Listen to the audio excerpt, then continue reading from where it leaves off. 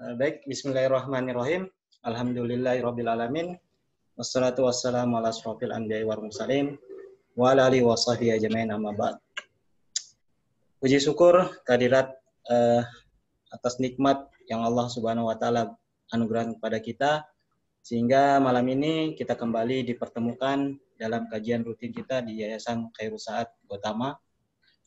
Dan tidak lupa pula salawat serta salam kita sampaikan pada Nabiullah Muhammad SAW beserta keluarga, sahabat, serta orang-orang yang senantiasa istiqomah meniti dinul Islam.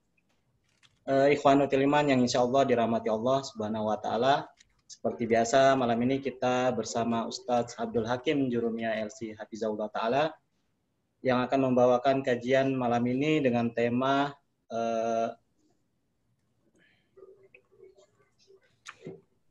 tanda-tanda amalan yang diterima. Baik, untuk efisiensi waktu kepada Al-Ustadz Tafadhal Maskur. Baik. Bismillahirrahmanirrahim. Assalamualaikum warahmatullahi wabarakatuh. Waalaikumsalam. Amin wassalatu wassalamu ala Rasulillah wa ba'd. Ikhwah dan akhwat sekalian insyaallah dirahmati dan diberkahi oleh Allah Subhanahu wa taala. Alhamdulillah pada malam ini kita lanjutkan kajian kita berkaitan tentang masalah amal saleh, dan insyaallah pada malam ini kita akan sampai pada pembahasan tanda-tanda amal diterimanya amal saleh ya. Di sini muallif mengatakan amaratu qabulil amali saleh, jadi tanda-tanda diterimanya amal saleh.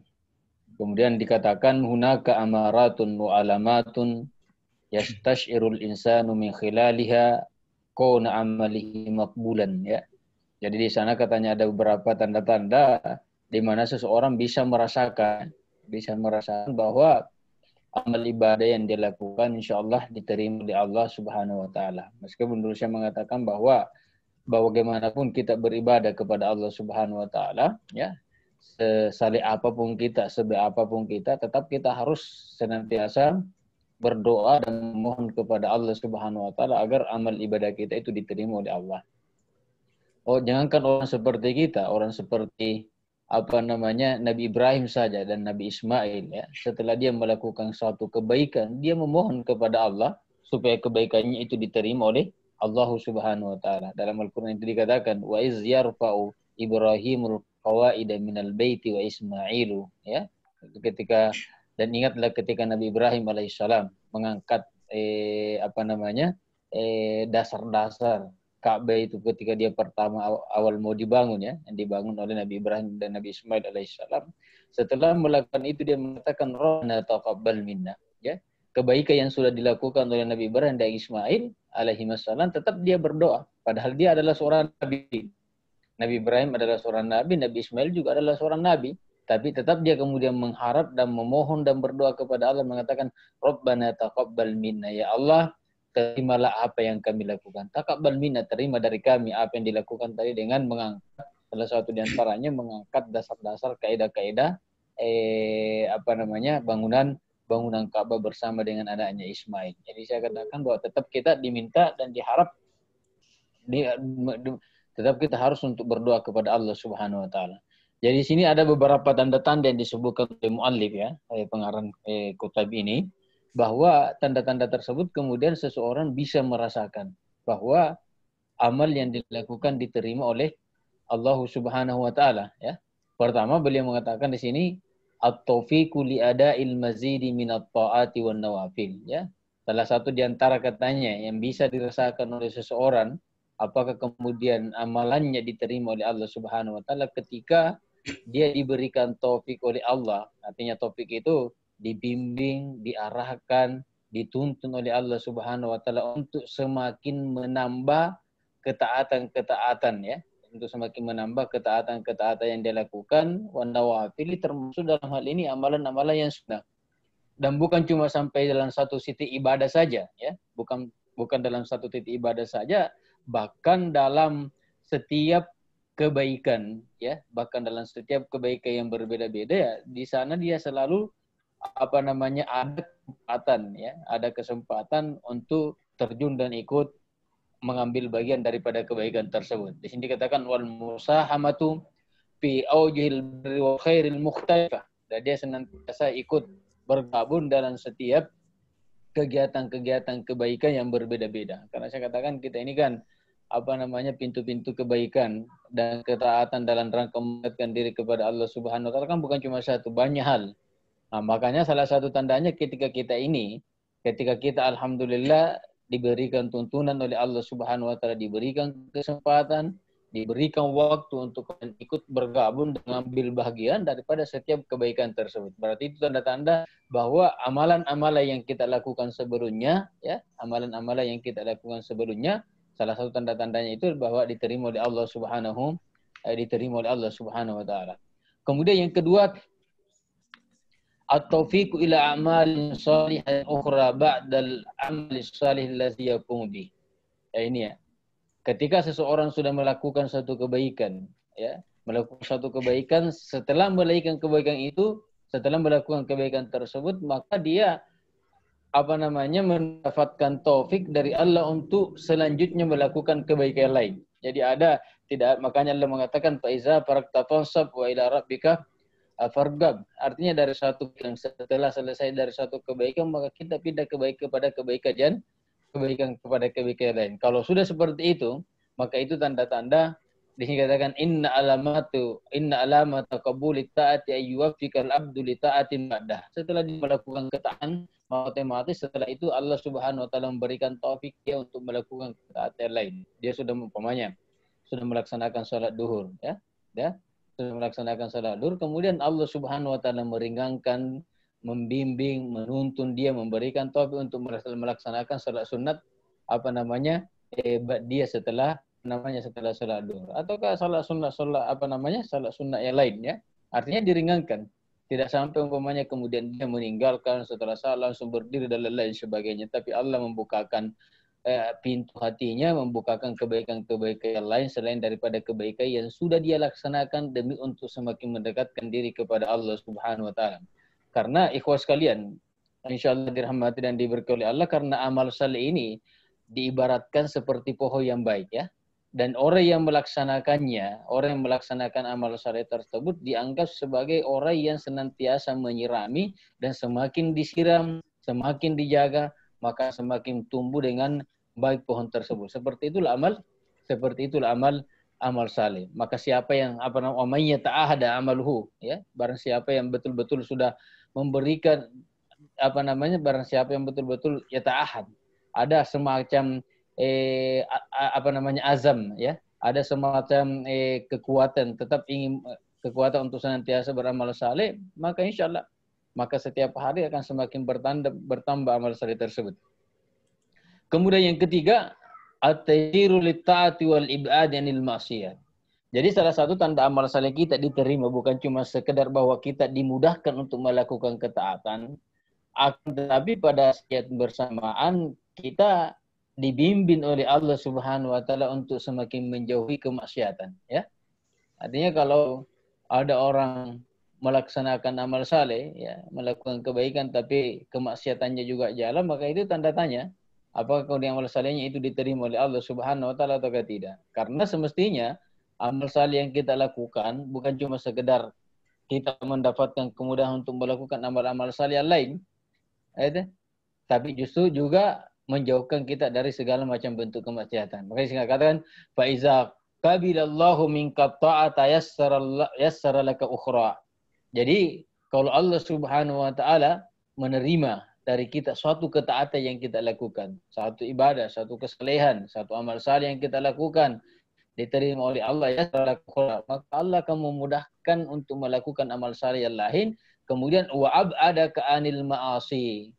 Dan Allah Subhanahu wa taala menjauhkan kita dari kemaksiatan tersebut, ya.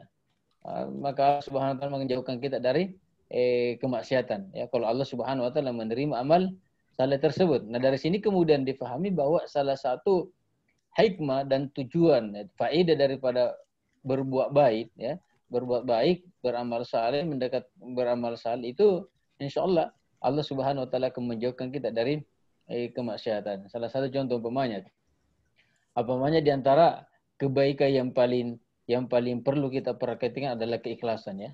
Keikhlasan itu adalah ibadah, itu adalah kebaikan. Berusaha sebisa mungkin untuk ikhlas itu adalah merupakan sesuatu hal yang baik.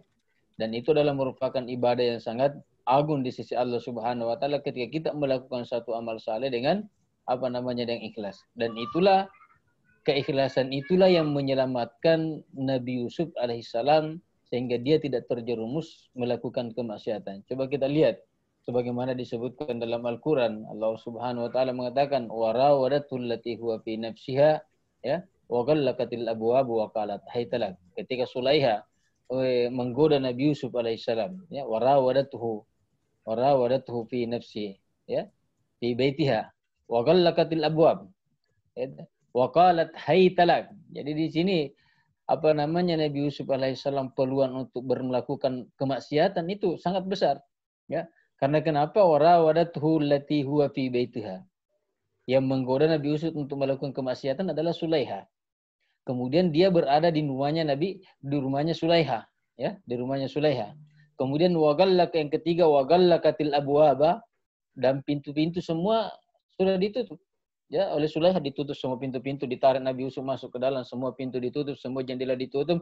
Tidak ada satu pun celah yang memungkinkan orang bisa mengintip dan melihat bahwa ada orang yang melakukan kemaksiatan di dalam. Jadi semua Sulaiha sudah persiapkan, ya. Pintu ditutup, kemudian yang keempat waqalat haytalak. Ya, waqalat haytalak.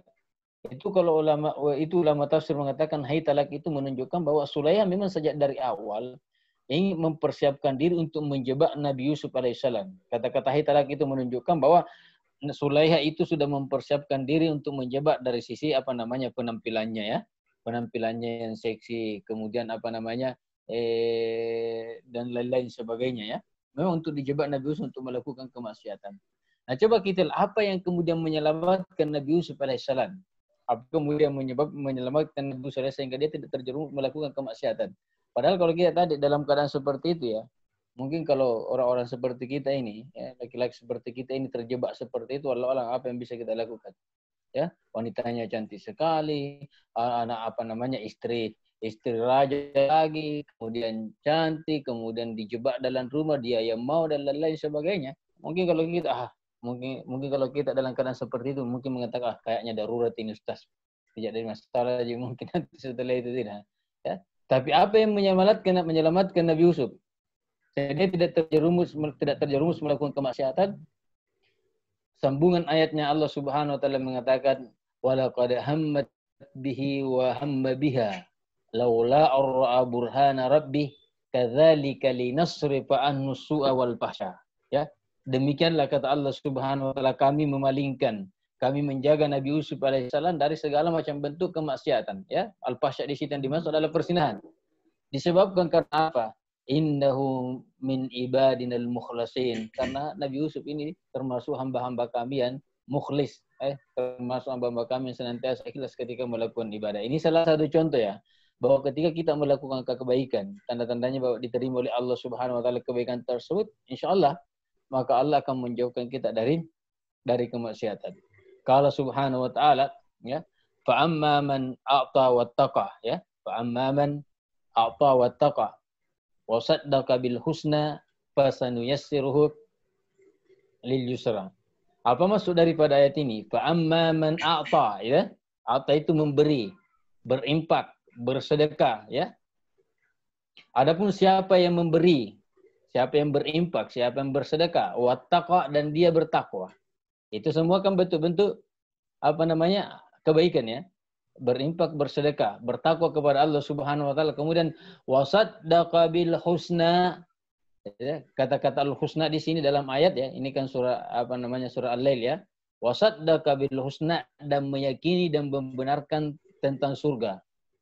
Ya, al-husna di sini oleh kebanyakan ulama mengatakan bahwa al-husna di situ adalah dimasuk surga. Jadi dia berinfak, dia bersedekah, bertakwa kepada Allah, itu semua amal kebaikan. Dan dia meyakini kebenaran tentang adanya balasan surga, fasanuyassirhu lil yusra. Kata ulama ketika menafsirkan ayat mereka mengatakan maka kami, kata Allah Subhanahu wa taala, akan memudahkan dia untuk melakukan amalan-amalan yang akan mengantarkan dia masuk ke dalam surga. Nah, itu berarti Allah menjauhkan kita dari kemaksiatan dan mendekatkan kita kepada ketaatan dan kebaikan. Coba begitu pula sebaliknya. Wa amma man bakhila wastaghna wa kadzdzaba bil husna fasanuyassirhu lil usra. Ya. Ketika seseorang tidak mau berimpak, tidak mau melakukan amal saleh, ya. Wa amma man bakhil dia tidak mau berimpak, tidak mau bersedekah, ya. Wastaghna, dan dia merasa dirinya tidak membutuhkan tidak butuh terhadap pertolongan Allah, merasa tidak memiliki ketergantungan kepada Allah Subhanahu wa taala. Wa kadzdzaba bil husna, dan dia mendustakan surga. Artinya mendustakan surga, dia tidak percaya kalau ada surga, ya. Fasanuyassirhu lil usra. Ini kebalikannya. Maka kami akan memudahkan mereka untuk terjerumus dalam kesusahan. Oleh sebagian ulama mengatakan, maka mereka akan dimudahkan oleh Allah Subhanahu wa taala sehingga terjerumus melakukan kemaksiatan. Nah, ini yang ketiga. Kemudian yang keempat, at-taghyiru minas suluki ila ma huwa afdalu mimma kana sulukat turful akhar. Baik. Salah satu tanda-tanda bahwa amal ibadah seseorang diterima oleh Allah Subhanahu wa taala, maka tentu harus ada perubahan dari sikap perbuatannya, dari sikap dan perbuatannya. Artinya harus perbuatan dan sikap itu berubah kepada arah yang lebih baik, ya, di sisi Allah Subhanahu wa taala daripada apa yang sebelumnya, ya. Maka ada harus perubahan, karena memang salah satu daripada tujuan ibadah yang diperintahkan oleh Allah Subhanahu wa taala kepada kita itu dalam Al-Qur'an atau ke dalam hadis Rasulullah sallallahu alaihi wasallam itu arahnya bagaimana supaya kita ini membentuk akhlak al-karimah, ya. Kita diperintahkan salat oleh Allah Subhanahu wa taala, diperintahkan berpuasa, diperintahkan zakat, diperintahkan haji dan ibadah-ibadah yang lain. Salah satu di antara tujuannya itu bagaimana supaya kita bisa menjadi insan-insan yang memiliki akhlak yang baik, ya.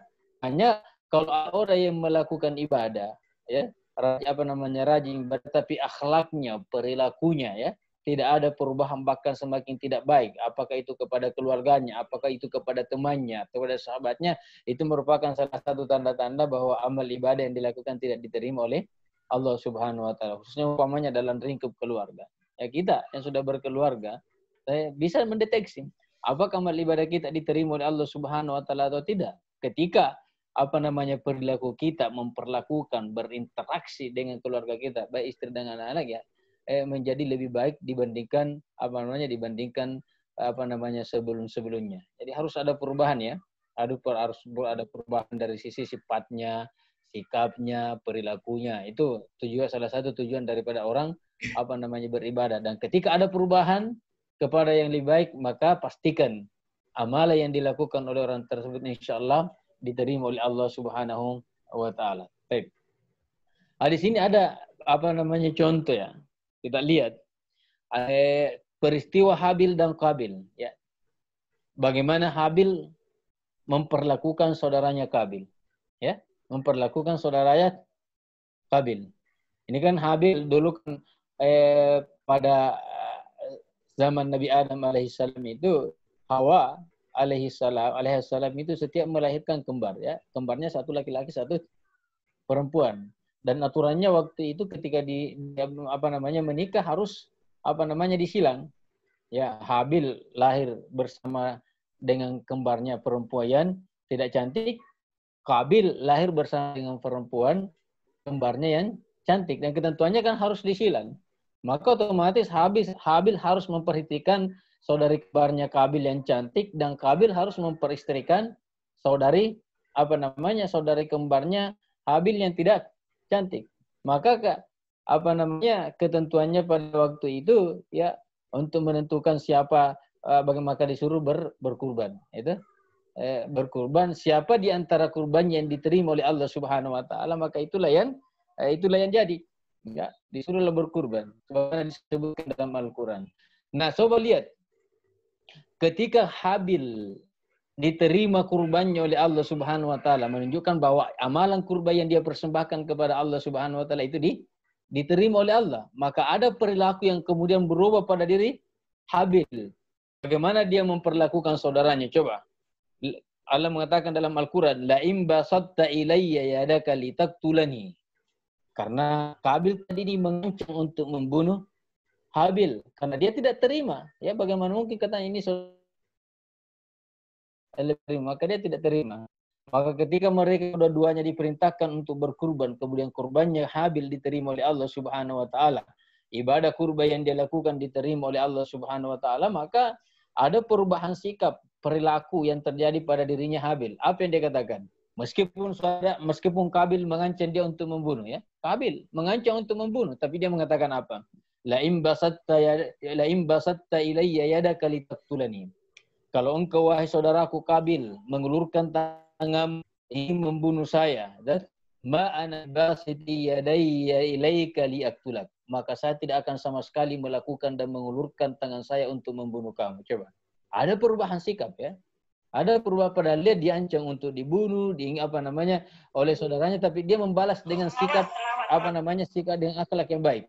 Dia mengatakan meskipun kamu ingin membunuh saya, meskipun kamu mau mengancam saya, tapi saya tidak akan melakukan hal yang sama seperti apa yang kamu lakukan. Akhlak, ya. Ada perubahan sikap, ada perubahan perbuatan setelah kurbannya diterima oleh Allah Subhanahu wa taala. Walil asab qatala Qabil akhahu at-tayyib Habil. Namun meskipun pada waktu itu, ya, Qabil tetap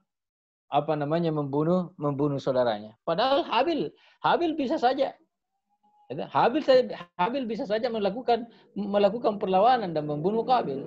Tapi karena perubahan sikap dan akhlaknya, dia berpikir tidak mungkin ini saya lakukan karena dengan saudara saya sendiri, maka dia mengatakan ma ana bibasiti yadayya ilaika liaktulak. Sama sekali saya tidak akan mengulurkan tangan saya, maka saya tidak akan melakukan perlawanan dan lain-lain sebagainya. Ini artinya dari ayat ini kita melihat, ya, perubahan sikapnya Habil ketika diterima kurbannya. Itu dikatakan watluma alaika, ya, disebutkan dalam Al-Qur'an. Ya, ketika kedua-duanya diperintahkan untuk berkurban oleh Allah Subhanahu wa taala. Kemudian yang kelima, ya, kalau tadi yang keempat amalan yang diterima itu mengantarkan seseorang untuk menjadi lebih baik, ya. Menjadi akhlaknya, sifatnya, sikapnya menjadi lebih baik, ya, daripada sebelumnya. Maka kalau yang kelima, at-tawajjuh ila ikhtiyaril ahsani wal afdali wal istiqamati alaihi. Ya, salah satu katanya, ya, salah satu tanda amalan-amalan ataukah perbuatan ibadah kita diterima oleh Allah, at-tawajjuh. Kita senantiasa berorientasi untuk memilih dan melakukan yang lebih baik dan lebih afdal. Dan setelah itu istiqamah pada perbuatan yang lebih baik dan lebih afdal tersebut. Jadi ketika umpamanya ada pilihan baik dan ada pilihan lebih baik, maka kita memilih yang lebih baik, ya. Mungkin ada yang hasan, ada yang ahsan, ya. Maka kita lebih memilih yang lebih ahsan, afdal, dan ada yang lebih afdal, maka kita lebih memilih yang lebih afdal. Qala ta'ala, Allah Subhanahu wa taala berfirman, Innal ladzina qalu rabbuna Allahu tsumma istaqamu. Innal ladzina qalu rabbuna Allahu tsumma istaqamu. Sesungguhnya orang-orang yang mengatakan bahwa Tuhan kami adalah Allah, Tuhan kami adalah Allah, tsumma istaqamu, kemudian mereka istiqamah, ya. Istiqamah dalam keimanannya, istiqamah dalam ketaatannya, istiqamah dalam melakukan hal yang lebih baik, istiqamah dalam melakukan hal yang lebih afdal, istiqamah dalam melakukan hal-hal yang bisa lebih mendekatkan dia kepada Allah Subhanahu wa taala. Maka Allah Subhanahu wa taala mengatakan dalam ayat ini, tatanazzalu alaihimul malaikatu. Maka orang-orang seperti ini, ya, orang-orang yang istiqamah dalam iman, istiqamah dalam amal saleh, maka mereka itu akan dituruni oleh malaikat, ya. Malaikat akan turun kepada mereka. Ya, ini mungkin sudah pernah saya sampaikan bahwa ulama ketika menafsirkan ayat ini ada dua versi pendapat, ya, tentang kapan. Kalau umpamanya kita bertanya, kapan malaikat itu turun? Ya, ini kan berbunyi, maka malaikat akan turun kepada mereka. Kapan malaikat turun kepada orang-orang yang istiqamah dalamnya. Kapan malaikat-malaikat itu turun kepada mereka-mereka yang istiqamah dalam ibadah dan ketaatannya mendekatkan diri kepada Allah? Ini ulama menjawab ada dua penjelasan dan penafsiran ulama. Ada yang mengatakan bahwa malaikat itu turun kepada mereka ketika mereka dalam keadaan sakaratul maut, ya, ketika mereka dalam keadaan sakaratul maut. Makanya dalam hadis yang panjang disebut dalam satu riwayat itu disebutkan ketika orang-orang yang akan meninggal itu adalah orang-orang yang beriman, orang-orang yang bertakwa, orang yang banyak melakukan amal saleh, ya, melakukan amal saleh, maka malaikat yang datang untuk menjemput ruhnya, itu adalah malaikat yang baik-baik, ya, malaikat yang wajahnya berseri-seri, malaikat yang harumnya bukan main, ya. Dan ketika mereka datang, mereka itu akan duduk di sekelilingnya oleh orang-orang yang dalam keadaan sakaratul maut. Nanti setelah itu datanglah malakul maut. Malakul maut duduk di bagian kepala dan mengatakan, ayyatuhan nafsut tayyibah, ya. Wahai jiwa yang baik, wahai jiwa yang tenang, wahai jiwa yang bagus, dan lain sebagainya. Ukhriji, keluarlah katanya dari jasadmu ila magfirati mir rabbika wa ridwani, menuju kepada ampunan Tuhanmu dan ridanya Allah Subhanahu wa taala. Maka ditariklah ruhnya secara pelan-pelan. Dan setelah itu diletakkan dalam suatu bejana, ya, yang bagus, yang dibawa oleh malaikat-malaikat tadi disebutkan dalam hadis, dan diantarlah ruh itu naik ke atas untuk dipertemukan dengan Allah, ya.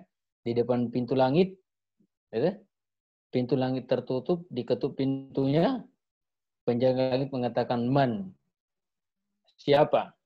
Maka malaikat tadi yang membawa ruh tersebut, kalau yang ruh yang dibawa itu adalah termasuk orang-orang yang beriman baik, orang yang berbaik, beramal saleh, maka dijelaskanlah, disebutkan semua kebaikan-kebaikan yang pernah dilakukan, disebutkan nama kebaikan-kebaikan karena memang dia orang-orang terkenal, ya. Meskipun barangkali tidak terkenal di penduduk dunia, tapi dia terkenal di penduduk langit dengan amal-amal saleh yang dia lakukan. Maka disebutkan amal salehnya, disebutkan namanya, dan disebutkan amal saleh yang pernah dilakukan, maka dibukakanlah pintu langit, kemudian sampai ke Sidratul Muntaha, dan Allah Subhanahu wa taala mengatakan kepada mereka-mereka, malaikat-malaikat yang membawa ruh tersebut, ya, mengatakan, uktub kitab abdi hadza fi illiyin. Ini catatan amalnya hambaku ini, simpan di tempat yang paling tinggi. Nah, letakkan dan simpan di tempat yang paling tinggi. Setelah itu dikembalikan, ya.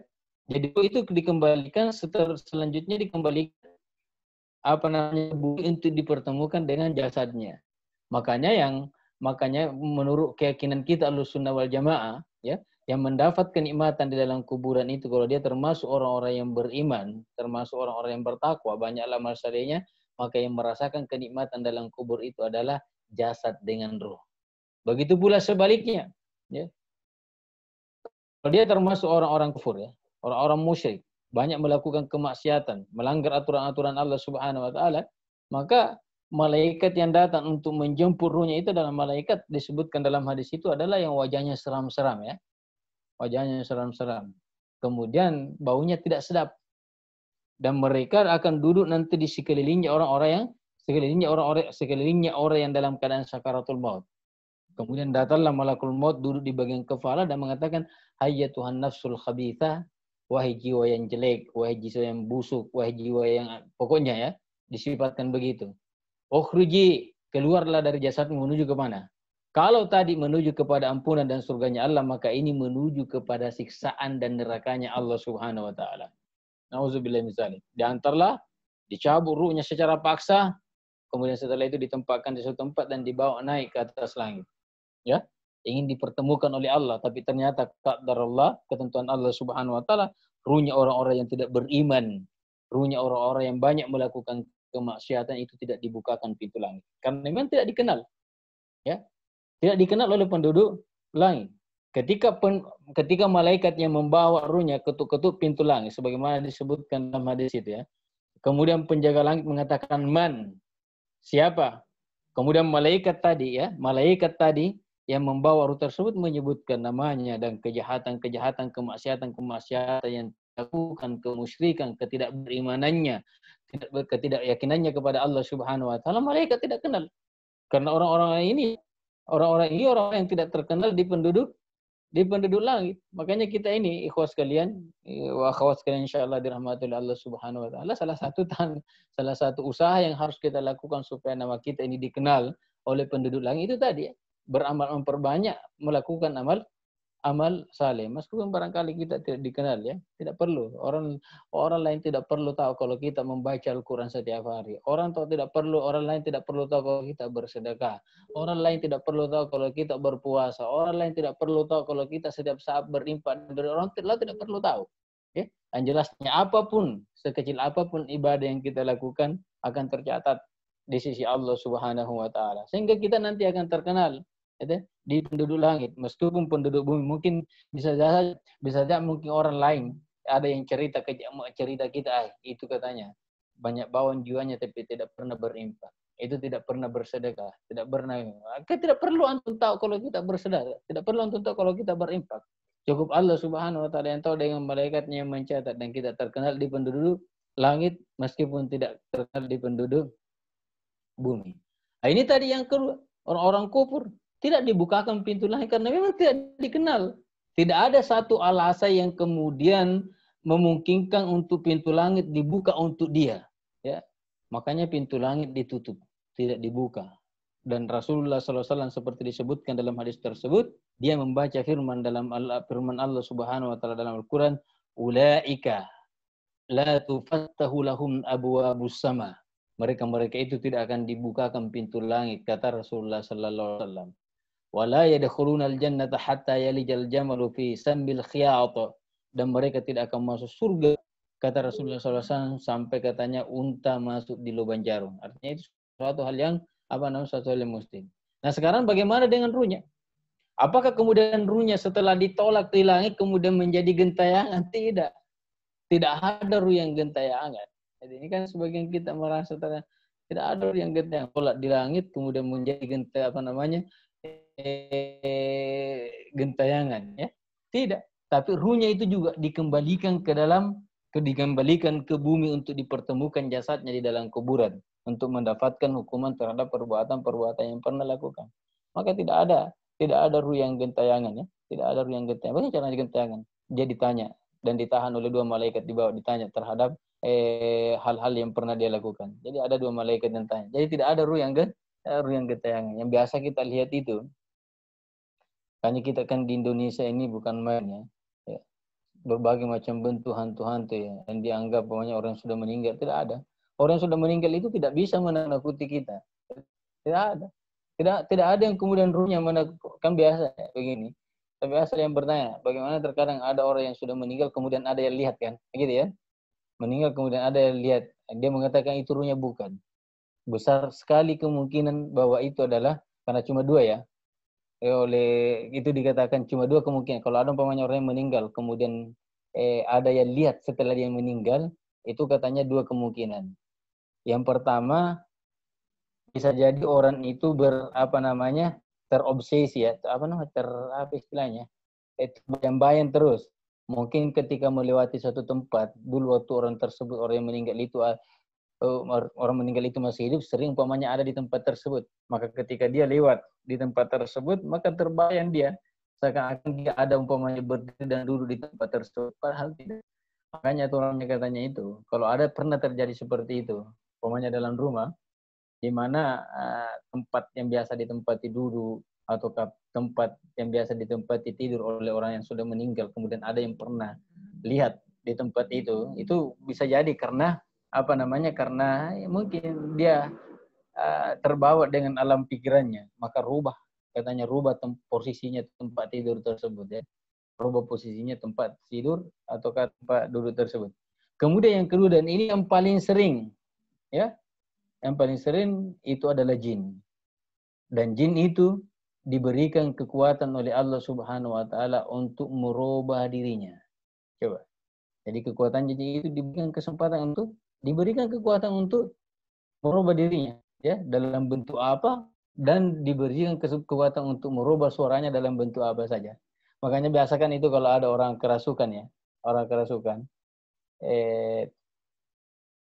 biasanya orang kerasukan suaranya persis sama dengan orang yang dianggap yang persis dengan orang umpamanya yang sudah meninggal kan.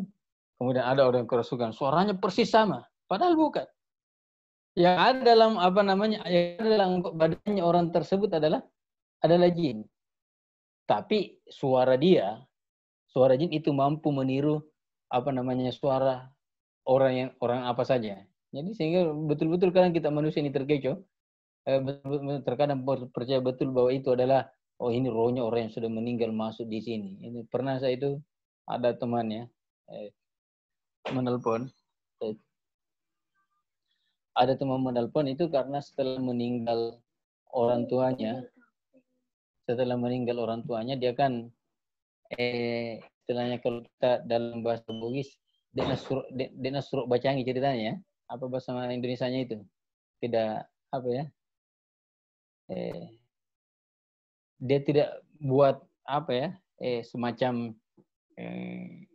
apa ya? Seperti makanan kemudian didoa-doakan, dibaca-bacakan dan lain-lain sebagainya ya. Dia tidak lakukan itu. Nah, ternyata 4 hari setelah meninggalnya orang tuanya, ya, ada anak-anak yang kemudian kesurupan, ya, dan persis suara yang keluar dari mulutnya anak tersebut sama persis dengan suaranya bapaknya teman tersebut. Dan dia mengatakan apa? Bilang itu, dia bilang istilahnya begini, dia katanya saya katanya pergi dikubur saja. Nah, kubur bawa manasan. Dia cuma sekedar menguburkan saya dan tidak pernah mengirimkan saya makanan. Nah, maunya itu tadi ya, makanan yang baca-baca itu dikirim ke orang yang apa namanya, orang yang sudah meninggal. Jadi teman itu telepon saya, bilang bagaimana ini Ustaz? Saya antum tidak perlu layani. Yang jelasnya itu bukan bapak kamu, ya, itu bukan bapak kamu. Dia mengatakan, tapi suaranya persis sama dengan suaranya bapak. Saya bilang, betul. Karena memang diberikan kemampuan untuk merubah suaranya terhadap siapa yang dikehendaki, ya, supaya terjadi fitnah, ya, dari fitnah di tengah-tengah masyarakat. Yang jadi apa yang harus saya lakukan? Bilang, tak usah dihiraukan. Suatu saat nanti juga akan apa namanya, juga akan berhenti. Saya kasih logika berikan begini saja, tidak perlu artinya begini saya logikanya. Saya tanya, bilang dulu waktunya bapakmu itu masih hidup, kalau lapar dia minta makanan sama siapa? Ya, bilangnya pastinya sama mama saya Ustaz. Ya. Nah sekarang pertanyaannya, kenapa dia tidak langsung sama mamamu saja minta? Kenapa harus mesti lewat anaknya orang lain? Kenapa harus mesti lewat ke situ meminta apa untuk meminta makanan? Kan tidak masuk akal. Semestinya langsung saja sama mama bilang kasih saya makanan, kirimkan saya makanan. Kenapa mesti harus lewat lain? Karena jin seperti itu kalau umpamanya dilayani ya, dilayani keinginannya, oke, diikuti. Itu diikuti, dikirimkan makanan umpamanya, buat acara, baca-baca, betul. Jinnya akan keluar, tapi 1 minggu, 2 minggu yang kemudian akan datang lagi. Karena kita sudah memancing dia untuk datang terus ya. Kita sudah pancing dia untuk datang terus. Bisa jadi 1 minggu ketika dia datang, dia akan meminta yang agak lebih berat lagi. Karena kita sudah terbiasa mengabulkan apa yang menjadi permintaannya. Mintalah dia. Disebutkan, kau mau makan apa? Ya, minta mie ayam. Kita potongkan ayam lagi. Oke, tak. Selesai. Sembuh lagi itu anak. Keluar. Tapi 1 minggu atau 2 minggu kemudian datang lagi. Kita kan sudah terbiasa memancing dia untuk datang. Ya, datang lagi dia. Ya, mungkin dia akan meminta lagi berat. Ya, apalagi dulu katanya ayam, sekarang saya mau minta kambing lagi. Ya sudah memberatkan. Dan seperti itu. Dan kapan kita tidak memenuhi permintaannya setelah itu ya, itulah kemudian yang akan mengancam kita. Itulah yang akan mengganggu kita terus menerus. Tapi dia baikan saja. Ya, ketika dia baikan ya, jadi dia teman itu dia tidak akhirnya dia pergi sendiri, keluar sendiri dan tidak lagi. Nah ini. Jadi seperti itu. Jadi jangan kita menganggap bahwa ruh yang ditolak dan tidak dibukakan pintu langit itu kemudian gentayangan. Tidak ada ruh yang gentayangan. Dulu itu pernah kita dihebohkan tahun berapa dulu saya, tahun 90-an mungkin ya. Kalau ada yang ikhwah di sini, ada ikhwah dan akhwat yang seumur dengan saya, ya. tahun 90-an dulu itu kita pernah dihubungkan dengan Siti Sumiati. Ada yang ingat ya? Ada yang pernah dengar itu? Yang seumuran dengan saya. Nah, kita pernah dihebohkan dengan Siti Sumiati toh? Bahwa katanya mencari laki-laki yang mencari laki-laki yang yang mengkhianati perempuan, mau dibunuh karena dia meninggal dalam keadaan seperti itu. Tidak mungkin. Nah, inilah kita di Indonesia. Ya. Kita di Indonesia bukan main. Ya. Film-film hantunya itu, ya Allah. Ya. Ada pocong. Bagaimana mungkin ada orang yang kemudian kubur, ya? Dikubur kemudian keluar dari kuburannya kemudian naik lompat-lompat. Itu pocong. Kita ada orang terobsesi dengan film-film pocong itu. Tidak mungkin orang yang meninggal kemudian naik di atas lompat-lompat. Itu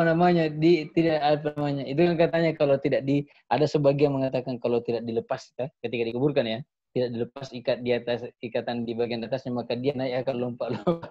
Tidak mungkin apa dia? Pakaiannya saja dia tidak bisa buka. Bagaimana dia caranya bisa naik ke atas lompat-lompat? Kita ini banyak terobsesi dengan film-film film-film hantu di Indonesia. Dan yang paling mengerikan Indonesia itu karena kalau saya perempuan mungkin tersinggung dan mengajukan keberatan karena rata-rata film-film horor di Indonesia itu hantunya perempuan. Ada yang tahu kenapa? Ada? Rata-rata. Jadi akan digambar perempuan itu seram ya. Digambarkan bahwa rata-rata coba sejak dari dulu tuh sampai sekarang. Gitu. Film-film hantu di Indonesia itu yang hantunya adalah perempuan. Jadi kalau orang biasa terobsesi, padahal tidak ada yang sampai tidak mungkin ada roh seseorang yang sudah meninggal kemudian menjadi seperti itu. Itu adalah jin ya. Itu adalah jin yang bisa merubah dirinya dalam bentuk apa saja dan bisa merubah suaranya dalam bentuk apa saja. Jadi yang jelas bahwa ketika ruh itu ditolak dan tidak dibukakan pintu langit, maka ruh itu akan dikembalikan ke dalam bumi untuk dipertemukan dengan jasadnya untuk merasakan siksaan terhadap perbuatan-perbuatan yang pernah dia lakukan. Jadi yang merasakan siksaan adalah adalah jasad dengan ruh. Sebagaimana bahwa yang merasakan nikmat dalam kuburan juga adalah jasad dengan ruh. Kalau mengatakan ya, bagaimana katanya jasad dengan ruh padahal kalau kita gali itu kuburan, kita lihat tulang-tulangnya dan lain sebagainya, itu kita sudah di luar kemampuan akal. Itu sudah keluar dari kemampuan akal kita. Yang jelas ayat-ayat Al-Quran, ayat Al-Quran, hadisnya Rasulullah SAW menjelaskan tentang adanya nikmat dalam kuburan yang akan dirasakan oleh jasad dengan ruh. Dan begitu pula ada siksaan dalam kuburan yang akan dirasakan oleh jasad dengan ruh. Jadi kita tidak bisa kemudian tidak sesuai dengan akal, tidak sesuai dan lain sebagainya. Karena ketika orang sudah meninggal, ketika seorang meninggal itu berarti dia sudah keluar dari satu alam dan masuk kepada alam yang lain, ya, bukan lagi alam dunia, tapi dia sudah masuk pada alam pada alam barzakh. Jadi di sini dikatakan tatanazzalu alaihimul malaikah. Jadi saya pernah katakan tadi bahwa malaikat itu turun kepada orang-orang yang istiqamah dalam imannya, istiqamah dalam ibadahnya, istiqamah dalam amal salehnya. Penafsir yang pertama adalah malaikat turun itu ketika dia dalam keadaan sakratul maut, turun. Ya. Yang kedua, penafsiran kedua bahwa malaikat itu turun kepada orang-orang yang istiqamah dalam iman, istiqamah dalam ketaatan, istiqamah dalam ibadah ketika nanti di hari kemudian pada saat kita dibangkitkan di padang mahsyar. Dalam kondisi kita bingung, dalam kondisi kita tegang menghadapi apa yang menjadi keputusan Allah, matahari sejengkal dari atas kepala kita, kita tidak tahu apa yang menjadi keputusan dan ketentuan Allah Subhanahu wa taala terhadap kita, maka turun malaikat. Ya, turun malaikat. Apa yang disampaikan oleh malaikat kepada mereka-mereka yang istiqamah dalam iman dan ketaatan tadi ketika dia dalam keadaan sakaratul maut ataukah dalam keadaan ketika dibangkitkan di padang mahsyar. Dan ada ulama yang mengatakan dan bisa jadi kemungkinan bahwa malaikat itu 2 kali turun. Turun pada saat kita dalam keadaan sakaratul maut dan turun pada saat kita dibangkitkan di padang mahsyar. Apa yang mereka bawa? Informasi apa yang mereka bawa untuk kita? Dia mengatakan, Allah takhafu wa la tahzanu. Allah takhafu wa la tahzanu. Jadi tidak perlu katanya kalian khawatir, tidak perlu kalian takut. Wa la tahzanu, dan tidak perlu kalian bersedih. Kemudian yang ketiga, wa abshiru bil jannati allati kuntum tu'adun. Dan kita, mereka-mereka yang istiqamah dalam keimanan dan ketaatan, mendapatkan berita gembira dari malaikat tentang surga yang telah dijanjikan oleh Allah Subhanahu wa taala kepada mereka. Itulah ikhwas sekalian, kenapa mungkin salah satu hikmahnya kenapa orang-orang yang dalam keadaan sakaratul maut itu tidak diterima tobatnya oleh Allah, ya. Kenapa orang yang dalam keadaan sakaratul maut tidak diterima tobatnya oleh Allah? Karena dia sudah lihat tempatnya.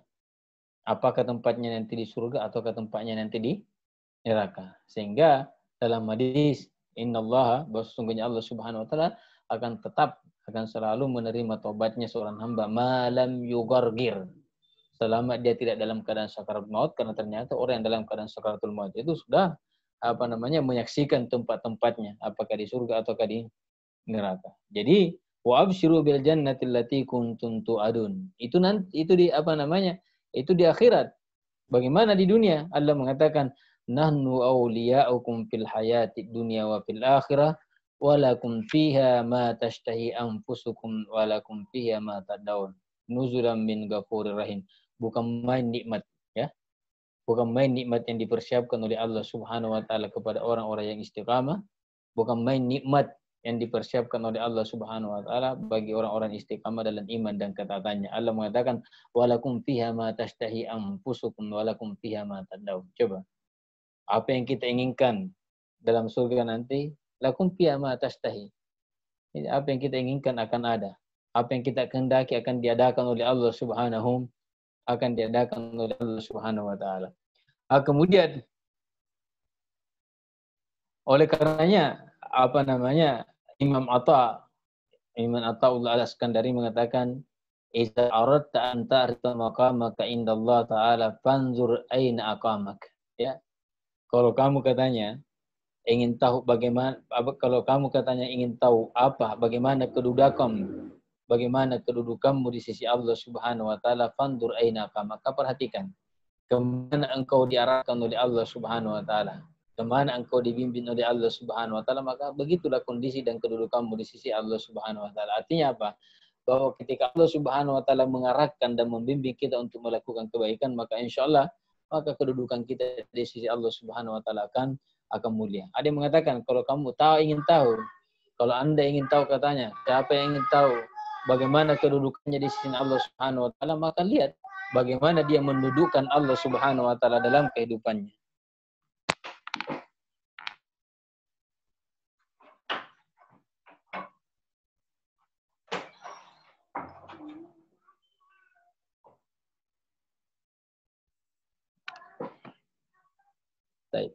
Artinya begini, ikhwas sekalian. Artinya ketika kita ingin tahu bagaimana kedudukan kita di sisi Allah Subhanahu wa taala, maka kita perlu memeriksa dan melihat dan memperhatikan bagaimana kita memperlakukan dan berinteraksi dengan perintah-perintah Allah Subhanahu wa taala. Ya, itu menjadi tolak ukur kita. Makanya Ahmad bin Hanbal rahimahullah itu pernah mengatakan, "Iza aradta an ta'rifa nasiba ahadin." Kalau kamu katanya ingin melihat bagaimana kedudukan seseorang dalam agama ini, maka coba perhatikan bagaimana dia memperlakukan salat, bagaimana dia memperhatikan salat, bagaimana dia berinteraksi dengan Allah melalui salat yang dia lakukan. Artinya, ketika seseorang perhatiannya terhadap salat sangat bagus, maka kedudukannya di sisi Allah Subhanahu wa taala juga akan semakin baik. Ketika seorang memperhatikan perintah-perintah Allah Subhanahu wa taala, maka kedudukannya juga di sisi Allah Subhanahu wa taala juga akan mulia, begitu. Kemudian selanjutnya, ya, al-mudawamatu wal istimrariyatu fi ada'i ta'ati awil amali salih, ya. Jadi begini. Jadi salah satu tanda-tanda amal ibadah, tanda-tanda amal ibadah itu diterima oleh Allah ketika kita ada kebersinambungan dalam melakukan ketaatan dan amal saleh tersebut. Ada kesinambungan. Ada antum umpamanya setiap hari membaca satu halaman, ya. Antum ada istimrariyah, ada mudawamah, ada istiqamah dalam membaca setiap itu tanda-tanda bahwa amal itu diterima oleh Allah Subhanahu wa taala. Laqad kana hadjun Nabi sallallahu alaihi wasallam, ya. Memang di antara tuntunannya Rasulullah sallallahu alaihi wasallam itu adalah al-mudawamah 'alal a'mali shalihah, berkesinambungan, ya, dalam melakukan amal saleh. Dalam sebuah hadis yang diriwayatkan oleh Imam Muslim, ya, dari Aisyah radhiyallahu anha qalat kana Rasulullah sallallahu alaihi wasallam iza amila amalan athbata. Jadi Rasulullah SAW itu katanya ketika melakukan satu amalan athbata, maka dia tetapkan. Artinya ditetapkan, dia jadikan dawama terus, ya, berkelanjutan setiap setiap hari. Wa fi riwayat Sahih dan Aisyah, dalam hadis yang diriwayatkan oleh Bukhari dan Muslim dari Aisyah radhiyallahu anha bahwa Rasulullah SAW mengatakan ayuhan nas khuzu minal amali ma tutikun. Ini barangkali perlu jadi perhatian. Rasulullah mengatakan khuzu minal amali ma tutikun. Ambillah atau lakukanlah dari amal-amal ibadah itu sesuai dengan kemampuan dan kesanggupan kalian. Jangan dipaksa, ya. Fa innallaha la yamal hatta tamal. Karena Allah Subhanahu wa taala tidak akan pernah merasa bosan sampai kita bosan beribadah. Wa inna ahabbal a'mali ilallahi ma dama wa inqal. Dan sesungguhnya amal paling dicintai oleh Allah itu adalah madama, amalan yang berkesinambungan, wa inqalla, meskipun itu sedikit. Makanya Rasulullah mengingatkan, apa yang menjadi kesanggupan kita untuk beribadah itu saja yang kita ambil. Jangan dipaksakan.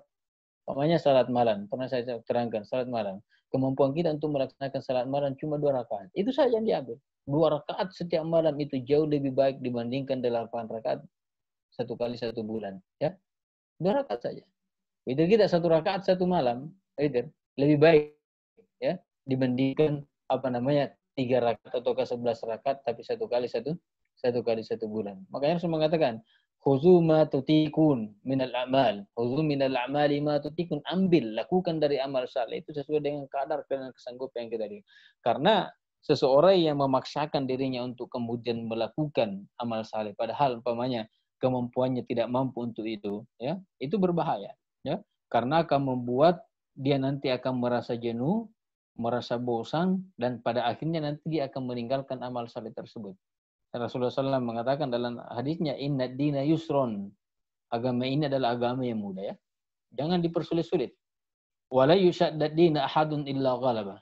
Dan tidak seorang pun yang mempersulit dan memaksa dirinya kecuali dia akan terkalahkan. Antum biasanya bagi belajar baru memulai ingin membaca Al-Quran, jangan langsung, saya mau baca 5 juz 1 hari, tidak bisa, ya. Tapi sedikit demi sedikit. Artinya kalau sudah nanti merasa perlu untuk ditambah, ya ditambah. Jangan dipaksakan. Khuzu minal a'mali ma tutikum fa innallaha la yamal hatta tamal. Artinya apa? Bahwa dipahami dari hadis ini bahwa ketika seseorang memaksakan dirinya untuk melakukan suatu ibadah yang melampaui batas kemampuan yang dia miliki, maka pada akhirnya dia akan bosan dan pada akhirnya dia akan berhenti melakukan ibadah tersebut. Nah, coba lihat kita di sini makna ma tutikun, ya. Qadra taqatikun. Walhasil annahu amara bil ja'di fil ibadati wal iblagi biha ila haddin nihaya. Wa man dawama ala amalin salihin summa qata'anhu bisababi maradin aw safar. Dan ini keberuntungannya kita. Ini keberuntungannya kita ketika kita sudah terbiasa melakukan satu amal saleh. Ada mudawamah, ada keistiqamahan, ada kebersinambungannya. Kita melakukan amal saleh, kemudian suatu ketika berhenti kita melakukan amal saleh tersebut disebabkan karena sakit atau disebabkan karena melakukan satu perjalanan, disebabkan karena kita tertidur, maka kita tetap akan mendapatkan pahala amal tersebut. Ya, contohnya antum terbiasa umpamanya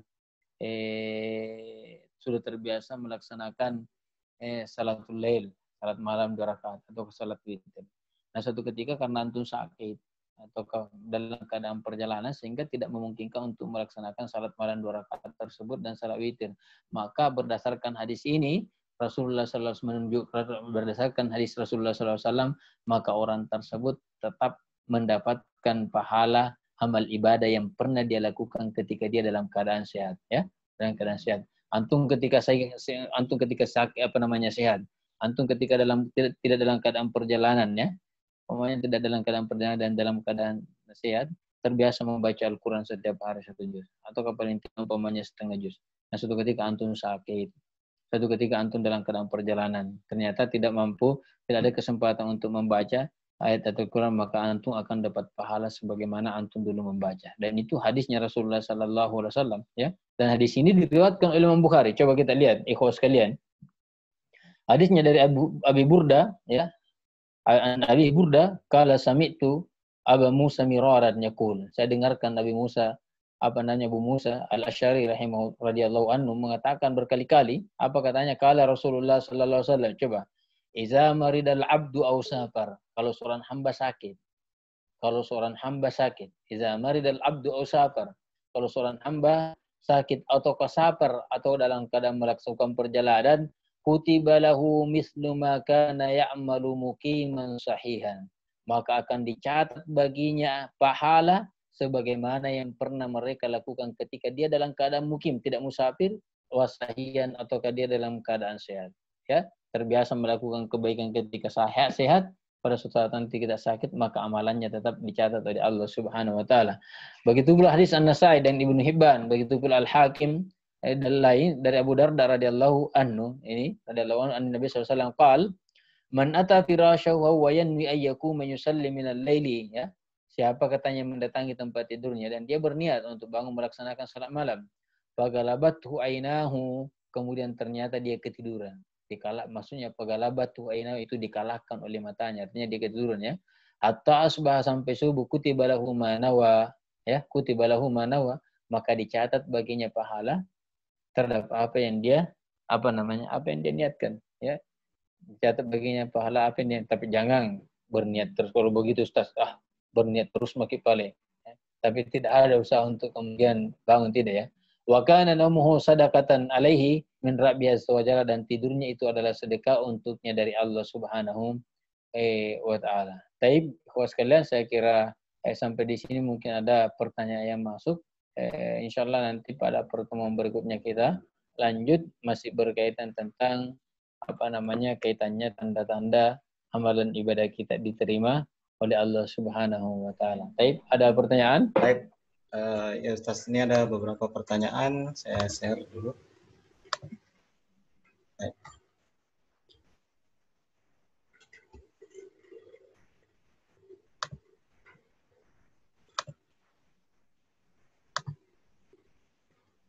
Taib. Bagaimana jika iman kita menurun? Yang tadinya rajin ibadah walau tidak melakukan maksiat, apakah ini karena ibadah kita juga tidak diterima oleh Allah Subhanahu wa taala? Pertama, ikhwah sekalian, bahwa iman itu seperti yang dikatakan oleh ulama kita, yazidu wa yanqus, ya, yazidu wa yanqus. Dan bisa bertambah dan bisa berkurang. Bagaimana supaya iman kita ini bisa bertambah? Tentu dengan sedikit memaksa diri kita untuk melakukan ketaatan, karena memang kita ini tipenya, ya, manusia ini sedikit-sedikit memang harus sedikit dipaksa.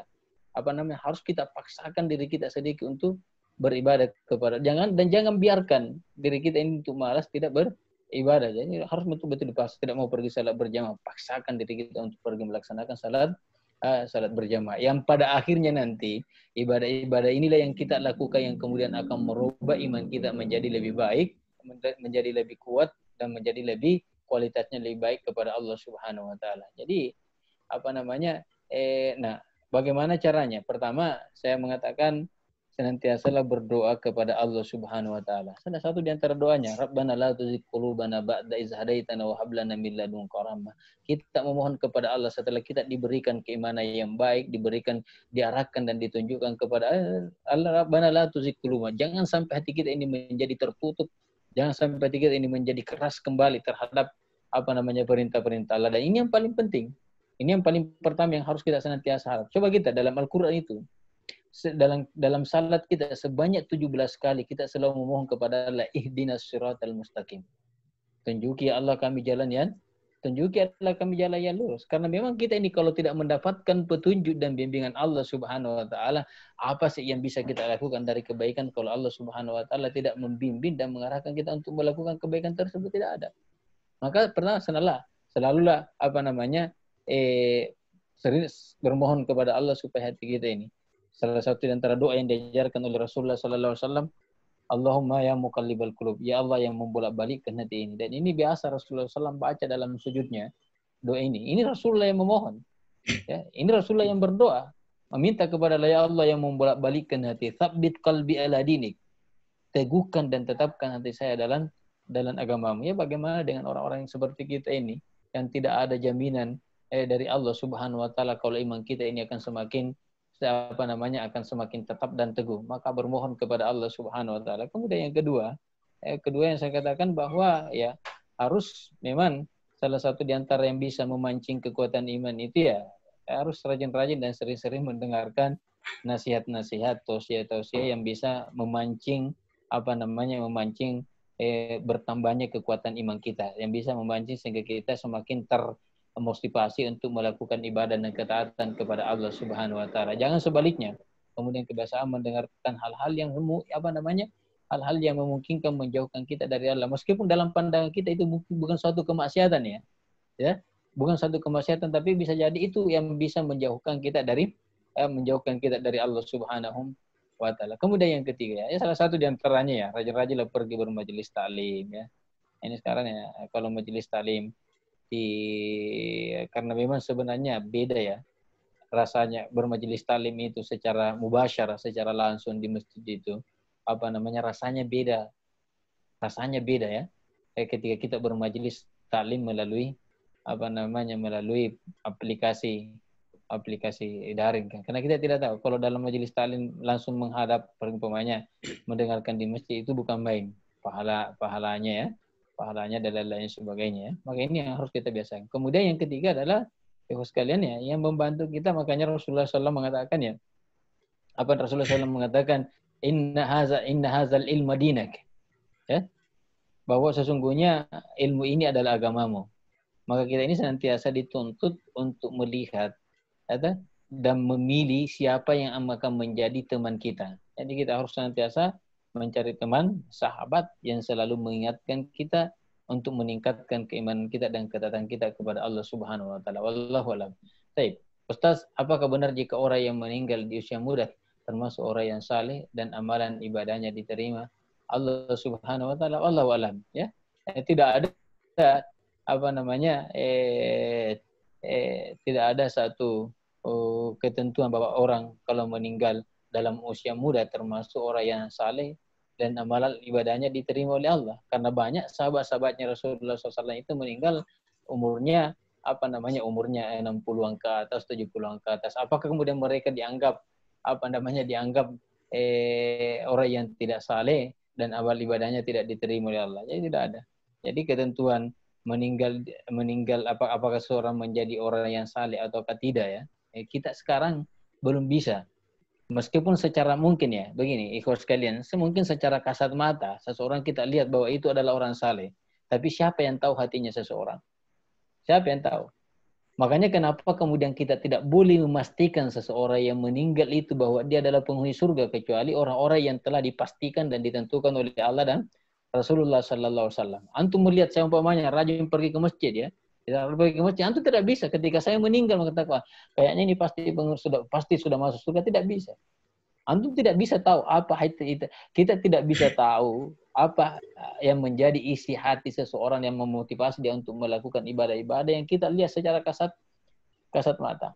Makanya oleh sebagian ulama itu istilah almarhum itu atau almarhumah itu almarhumah itu katanya tidak dibolehkan karena almarhumah dengan almarhum dengan almarhumah itu adalah kalimat yang memastikan bahwa orang tersebut dirahmati oleh Allah Subhanahu wa taala.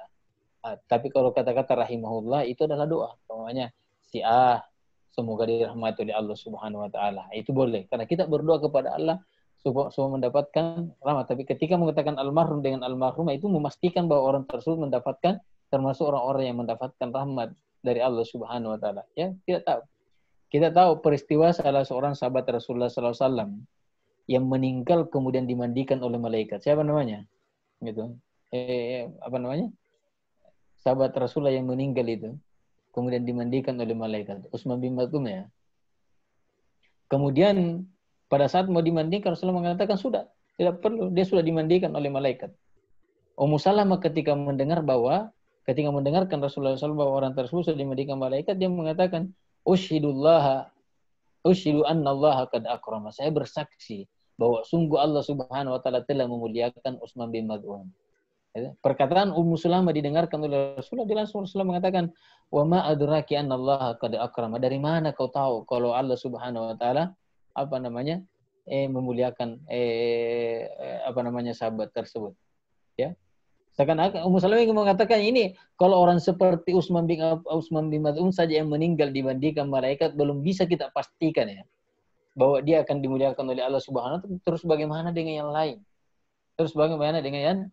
lain? Jadi tidak bisa kita pastikan. Jadi dia memastikan seseorang penghuni surga atau tidak itu kecuali yang sudah dipastikan oleh Allah dan Rasulullah. Umpamanya hadis Rasulullah tentang 10 orang yang masuk surga seperti Abu Bakar fil jannah, Umar fil jannah, Utsman fil jannah, Ali fil jannah, itu dan sahabat-sahabat yang lain yang mendapatkan legitimasi dan kesaksian dari Rasulullah SAW bahwa dia adalah penghuni awal surga. Tapi yang tidak bisa kita menentukan dan apakah amal ibadahnya diterima oleh Allah, wallahu a'lam. Baik.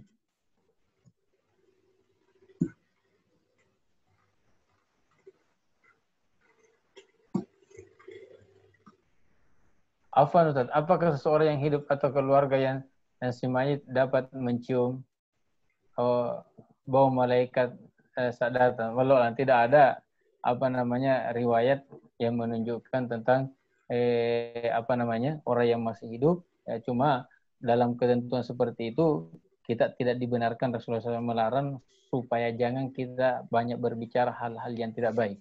Jadi ketika kita datang melihat orang yang dalam keadaan sakaratul maut, itu katanya tidak diperkenankan untuk berbicara hal-hal yang tidak baik karena banyak malaikat di sekelilingnya bisa saja mengaminkan apa yang menjadi ucapan kita. Kalau sampai mencium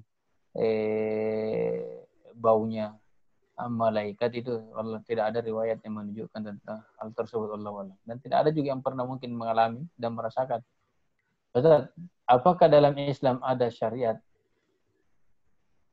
dalam tidur? Ustaz, apakah dalam Islam ada syariat? Maksudnya mungkin adab tidur yang dimaksud ya.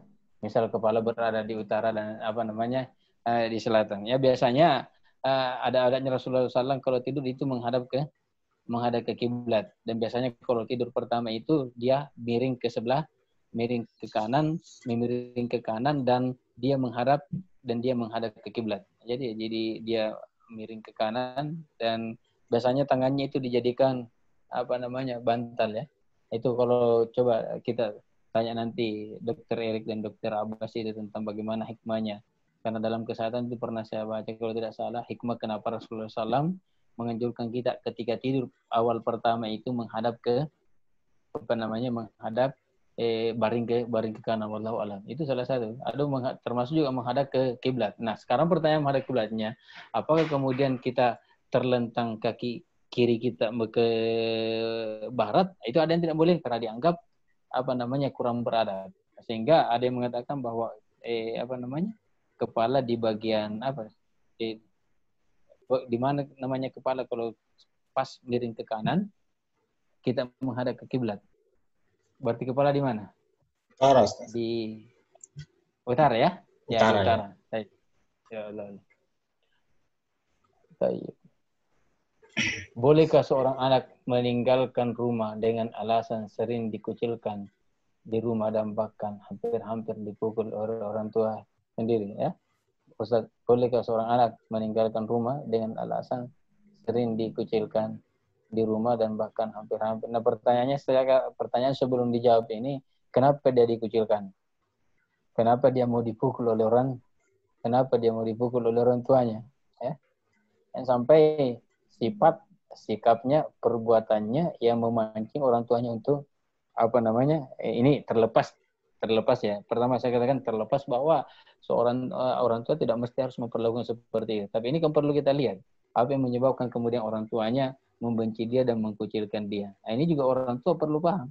Kalau cuma sekedar bahwa anaknya belum sampai saat itu dia belum mendapatkan pekerjaan, ya itu bukan alasan untuk mengucilkan dan sampai umpamanya harus mengusir. Nah, kecuali kalau umpamanya sampai melanggar syariat secara ada uzur syar'i, ada perbuatan yang melanggar syar'i yang dia harus lakukan, yang pernah dilakukan, termasuk contohnya begini, perempuan yang berzina, laki-laki yang berzina atau perempuan yang berzina itu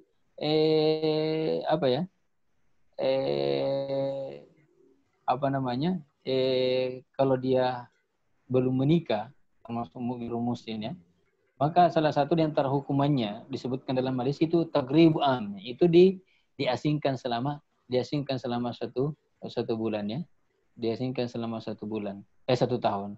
Dan ada contoh ini umpamanya hukuman sosial ya, yang dicontohkan oleh Rasulullah SAW itu ada 3 sahabat, mungkin termasuk itu dikucilkan. Kalau memang artinya ketika mengucilkan, kalau artinya perbuatannya yang melanggar syariat ya. Kemudian kalau memang mengucilkan itu bisa memberi dampak positif sehingga dia merubah sifatnya menjadi kepada dia, maka dikucilkan tidak menjadi masalah oleh orang tua dan alasan anak karena dikucilkan. Apalagi kalau memang dia yang melanggar ya, kemudian dijadikan alasan itu untuk pergi, tidak bisa. Maksudnya dia introspeksi diri. Coba sahabatnya Rasulullah SAW yang 3 orang itu, termasuk Ubay bin Ka'ab, termasuk Ka'ab bin Malik ya, itu disebutkan dalam surah Taubah. Ada salasatil lazina khulifu, dan ada 3 orang yang kemudian itu tidak ikut berperang bersama dengan Rasulullah. Dan kemudian dia datang memberikan alasan-alasan alasan kepada sebagaimana alasannya orang-orang munafik yang tidak ikut berperang ya. Sebagaimana alasannya orang-orang munafik yang tidak berperang. Ya. Kemudian Rasulullah SAW memberikan sanksi dan hukuman sosial. Apa sanksi dan hukuman? Dikucilkan. Dalam bentuk apa? Bahwa perintahnya Rasulullah SAW kepada semua penduduk Madinah, termasuk istrinya, termasuk anaknya, termasuk omnya, termasuk kemanakannya, supaya jangan sama sekali ada yang berinteraksi dengan 3 orang ini. Jadi itu betul-betul dikucilkan. Itu sanksi sosial. Tidak ada yang mau temani cerita. Pergi ke pasar memberikan salam, tidak ada yang jawab salahnya. Pergi ke pasar mau beli sesuatu, tidak ada seseorang yang mau menjual kepada diberikan mendapatkan sanksi sosial ya. Dan itu betul-betul berpengaruh. Kemudian dia menyadari dirinya apa yang menjadi kesalahannya dan dia bertobat memohon ampun kepada Allah sampai turun. Dia itu berkali-kali sampai Ka'ab bin Malik itu sebagaimana disebutkan dalam riwayat, berkali-kali dia pergi ke masjid untuk melaksanakan salat berjamaah, kemudian dia memberikan salam kepada Rasulullah dan dia menunggu dan memperhatikan bibirnya Rasulullah bagaimana harapannya semoga bibirnya Rasulullah SAW bergoyang dan menjawab salahnya, ternyata tidak dijawab oleh sanksi sosial yang diberikan oleh Rasulullah SAW, dan itu betul-betul berpengaruh. Artinya kalau memang sanksi sosial seperti itu dikucilkan bisa memberikan kesan ya, bisa membuat dia lebih baik ya, memikirkan apa yang menjadi kesalahannya, dan alasan anak tidak boleh, apalagi kalau yang menjadi sebab kemudian orang tuanya jengkel marah sama dia disebabkan karena perbuatannya sendiri ya, perbuatan yang melanggar syar'i ya, bukan seperti tadi umpamanya belum dapat pekerjaan atau apa, ada sesuatu hal yang tidak ada hubungannya dengan syar'i, maka tidak ada alasan untuk kemudian meninggalkan rumah rumah orang tua. Tapi karena bagaimanapun ya itu adalah orang tua kita. Baik. Ada lagi? Baik, ada yang mau bertanya langsung mungkin teman-teman, karena sudah tidak ada lagi pertanyaan dari chat. Jika ada yang mau bertanya langsung, saya persilakan. Bagaimana? Baik. Yang sudah tidak ada, Ustaz. Oke.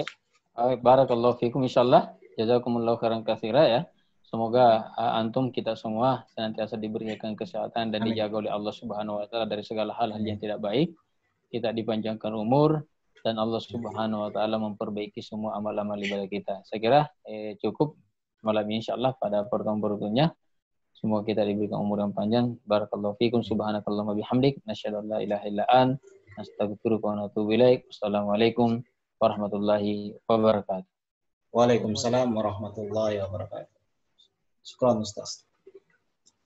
Baik.